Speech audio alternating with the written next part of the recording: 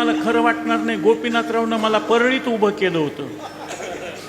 माझ्या वार्डमध्ये माळी समाज भरपूर, 6 जण माळ्याचे उभा राहिले, मुसलमानाचं निवडून आलं.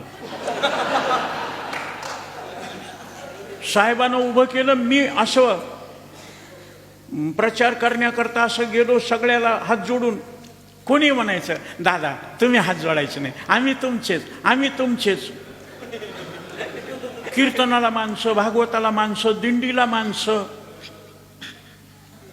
महाराज, मी त्यांच्या भरोशावर बसलो ना. माझ्या घरी 3 चुलते, 3 चुलत्या, त्यांना 2-2 पोरं, त्यांच्या बायका, 14 मतं माझ्या घरातले. मला 8 पडले.